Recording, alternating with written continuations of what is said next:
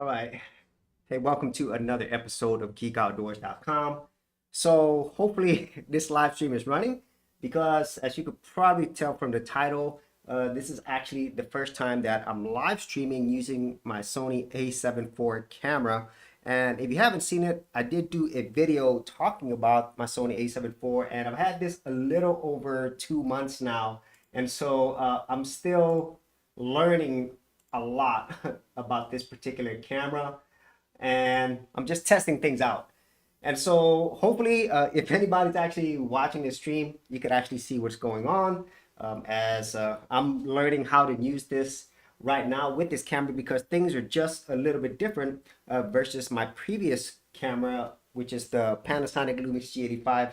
And I'm going to go over this in this stream because number one, I actually want to test this out.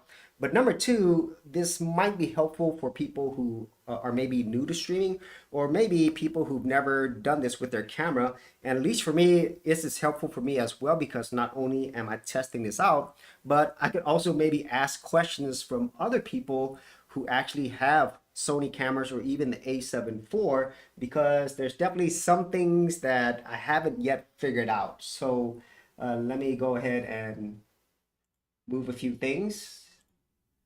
And if you've never been on my streams before, they're not really planned, really. And so I don't have anything scripted out. Most of the times I kind of have an idea in my head or I have a problem and then I'll go ahead and start a stream on it. So let's go ahead and talk about the actual reason why I'm doing this stream besides the fact that I'm testing this camera out. Because there's some issues, and that's why I put oops in the title if you didn't already see it, because I'm having problems with this. I kind of thought I already knew how to do this. So let me explain how I did the whole live stream before using a camera. And I have done videos on this before. So if you want to see this, I will leave a link in the description area below for my OBS tutorials for YouTube live streaming using a real camera. And basically I was using my Panasonic Lumix G85. As you could probably see here, and I'm trying to look at the viewfinder as well, and I will probably check on the streams a little bit later, but all I had to do here was I have this right here. This is a video capture device, and I'll also have a review on this that I've done before, and I'll leave that in the description area below as well. But I really do love this. This is a streaming stick, and so what it is you actually get the stick like this, okay? He has an HDMI right here, so you just stick an HDMI cable in, and then on the other end is obviously HDMI. But for some cameras like my Panasonic Lumix G85, it doesn't have a full-size HDMI, and most cameras, especially lower-end cameras, do not have a full-size HDMI. They'll either have a micro HDMI or a mini HDMI, and so I actually had to get an adapter for it like this, so then I could actually plug this into my Panasonic G85. And once I did that, things worked. It worked just fine.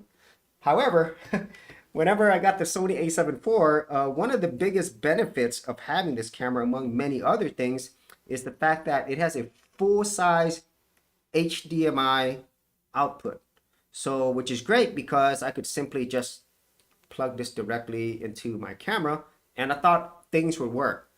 But unfortunately, whenever I was using this, trying to get this to work in OBS, it simply didn't work, So whenever I plugged it in OBS, normally I could pick the sources and it'd choose USB as the device and it'll show up. But in this case, it didn't show up. It just showed like the color bars.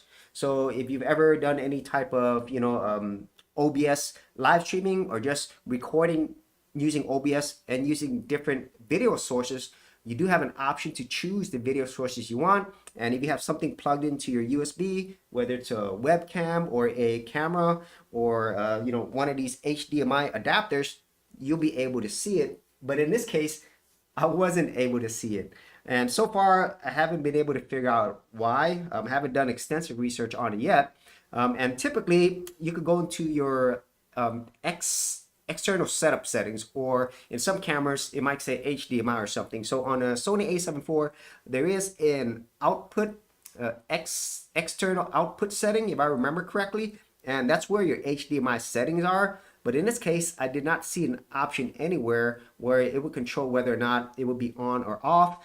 There's just options for resolution, and also some other options for time codes. And also you do have the option to record while you're also having your HDMI output. So if you add like an external monitor, like a Atmos Ninja or something like that. But the big problem here is that I could not use my HDMI cable output so far to go into OBS. So then I could either record or do a live stream, which is definitely a pain. So hopefully I'll be able to figure it out. But if any of you have a Sony camera and you've experienced it before, please let me know. And so if you're wondering, the HDMI output didn't work, so how am I able to stream? Well, the great thing is with the Sony A74, they did add a feature, and this is something that's in most cameras, but in Sony's A74, you can actually use your USB-C port. I'm not sure. I think you can use your mini USB cable as well. So there is a mini USB, and then there's also a USB-C, and obviously the USB-C can output more data. And so I use that.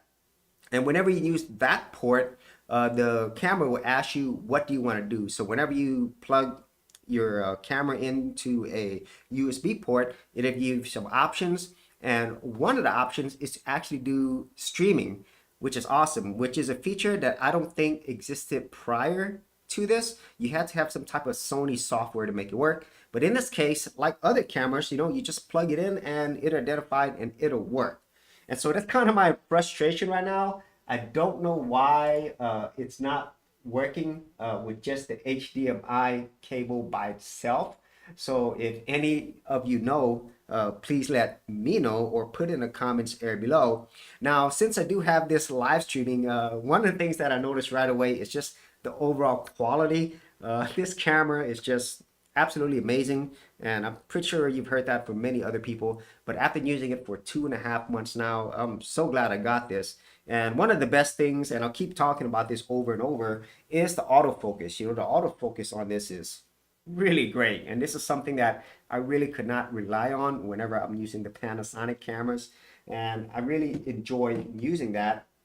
And other things that I've noticed, whenever I'm using this camera, so this is going to be more about the camera now, because I was going to do an update video later on, and I'll probably do like a full review later on when I have more time to use it. And so some of the quirks that I've noticed with this particular camera is that the menu system, even though I've never used a Sony camera before, I've heard the menu systems were pretty bad. And this one, it's not horrible.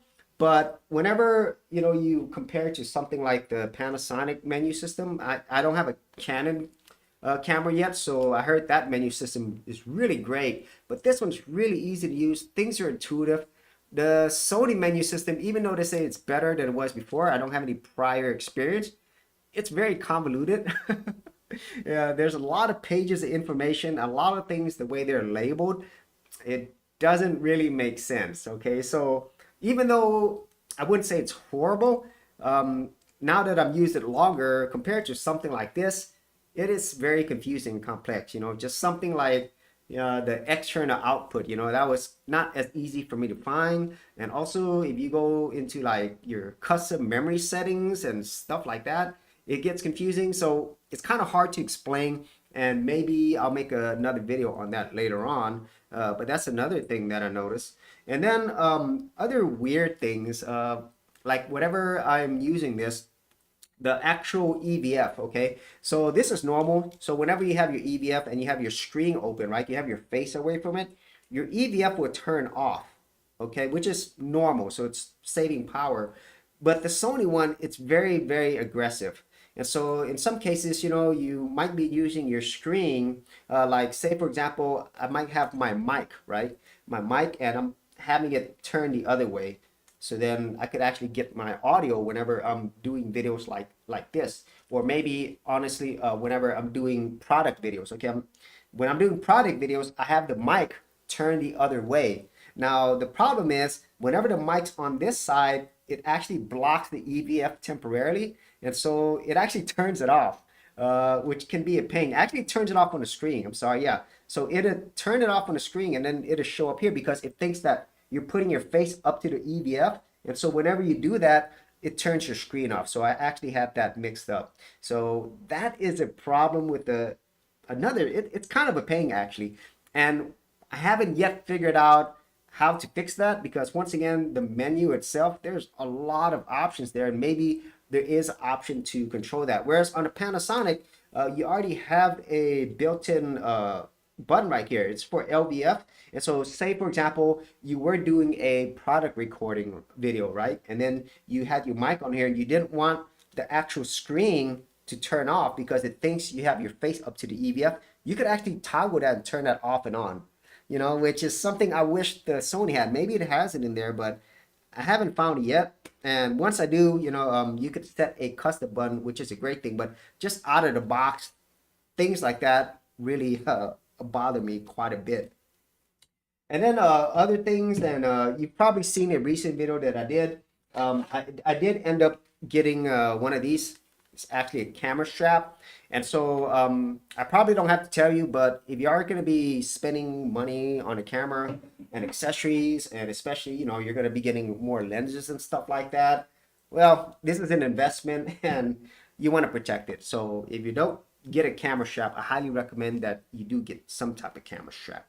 And so that's really the main things that I wanted to talk about today. First and foremost, just go ahead and, you know, trying out the live stream feature. Beyond the whole HDMI output thing, I really do think it's easy to do. You just plug in your cable, it recognizes it, you choose the streaming, and it works, as you could probably tell here. So once I figure out this HDMI issue, I'll probably definitely make a future video on this for other people, just in case they're new to it and they're running into the same issues.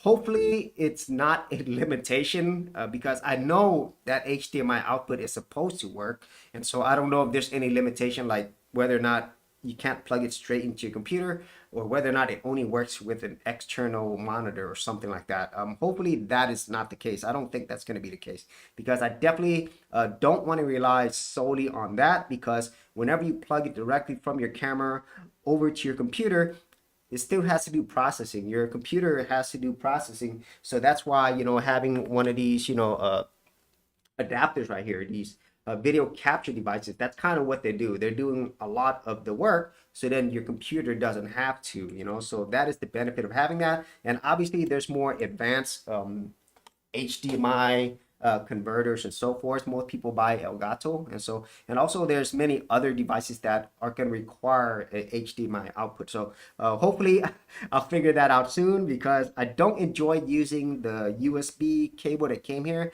because first and foremost, it's not as tight, you know, whenever you stick it in the plug. And so very much like a mini HDMI, it could break off and fall off. And another thing is the cable that comes with my camera is super short. So that's why I have it at this angle. So that's it today for this random rambling video. But if any of you have any ideas on how to get the actual HDMI output to work through OBS, please let me know and share it with other people. And if I do figure out how to do this, which I will eventually, then I will make a follow-up video. And so if you actually had any thoughts in this, leave it in the comments area below. And if you did want to see those other videos that I talked about, the OBS, the HDMI adapter thing, then I'll leave those in the description area as well. So as always, if you did get value out of these videos, be sure to share, like, and subscribe, and I'll see you on another video.